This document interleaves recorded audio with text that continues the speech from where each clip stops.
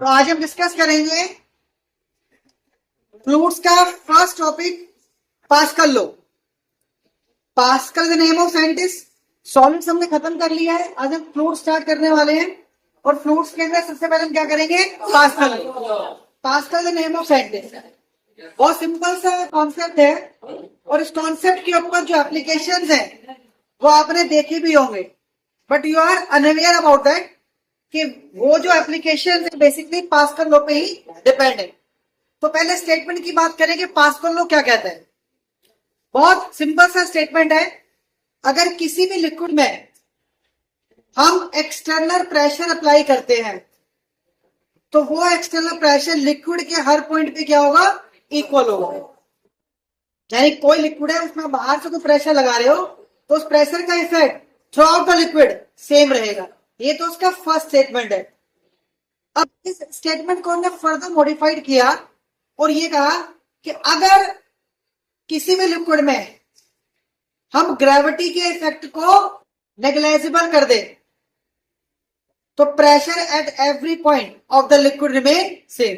Concept वही आ गया। तो यहां पे हमने क्या ऐड किया है कि अगर ग्रेविटी के इफेक्ट को नेग्लेक्ट कर दे तो लिक्विड में किसी भी पॉइंट पर अगर प्रेशर निकालेंगे वो क्या आएगा?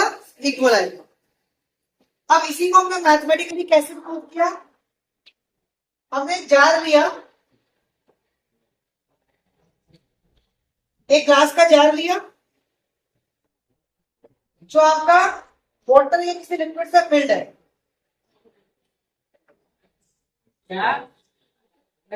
और ए और बी दो पॉइंट है जहां पर आपका प्रेशर आपको फाइंड करना है। तो इन मेरे पास दो पॉइंट है ए और बी। इन दोनों पॉइंट के बीच में मैंने एच हाइट का अनदर सिलेंड्रिकल जार लेट कर लिया क्योंकि बाहर जार कैसा है मेरे पास? सिलेंड्रिकल है, इसके अंदर कोई भी लिक्विड फिल्ड है। और जो ए और बी मेरे पास दो पॉइंट है, उन दोनों पॉइंट के बीच में ही मैंने एक इमेजिनरी सिलेंड्रिकल कंसीडर कर लिए। तो ए पॉइंट उसके अपर फेस पर आ गया और बी पॉइंट उसके लोअर फेस पर आ गया। ठीक है। अब जो अपर फेस है उस पर एक फोर्स लग रही है F1 और जो लोअर फेस है उसमें फोर्स लग रही है F2। ये दोनों फोर्सेस इक्वल और अपोजिट क्यों है? ताकि ये उस जार को, जो इमेजिनरी जार है, उसको उसी पोजीशन पर स्टेबल रखे ताकि आपका जार शिफ्ट ना हो ऊपर या नीचे। इससे दोनों फोर्सेस कैसी लग रही है? अपोजिट। अब अगर ये सिलेंड्रिकल जार कंसीडर किया, इसके अंदर लिक्विड भरा है तो इसका कुछ वेट भी होगा, तो वेट कैसे होगा? Directed downward. चलो, दो फोर्सेस लगी है F1 F2। इन फोर्सेस की वजह से इन अपर और लोअर फेस पर जो प्रेशर लगेगा वो हम कैलकुलेट करेंगे। So force acting on upper face, force क्या होता है? Pressure into area. सपोज करो अपर पे आपके अपर फेस पे प्रेशर क्या लग रहा है? P1।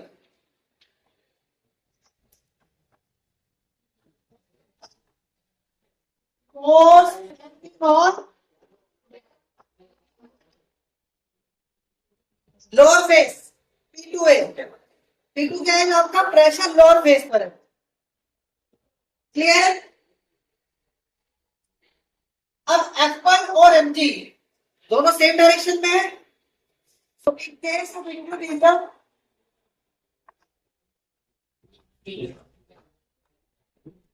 Equal forces should be equal. F1 mg same direction में दोनों आगे रहेंगी, तो F1 plus mg equal to opposite force क्या है? F2। F1 जो अपर फेस पर लग रही है यानी P1 है और ये हमारे पास होगी P2 है, तो P2 minus P1 is equal to mg। ये m is the mass of the liquid inside the imaginary cylinder. Now P2 minus P1 into A equal to mass क्या होता है? Density volume.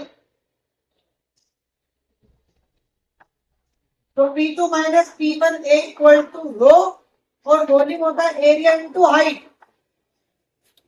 एरिया क्या है? Base का ए, height over H. तो यहां से हमारे पास प्रेशर क्या आ गया? P1 P2 minus P1 equal to rho G H. This is the pressure which is acting on imaginary cylinder या रिजल्टिंग प्रेशर. अब जो मैं डेफिनेशन की बात करते हैं पास्कल वगैरह, अगर ग्रेविटी का इफेक्ट नेग्लेक्ट कर दो यानी ए जी इक्वल टू 0, तो इस फॉर्मूले में जी इक्वल टू 0 पुट करो.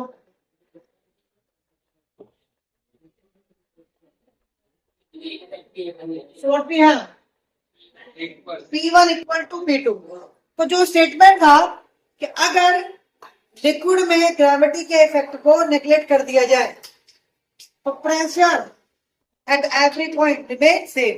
Pressure through out the liquid remain same. Clear?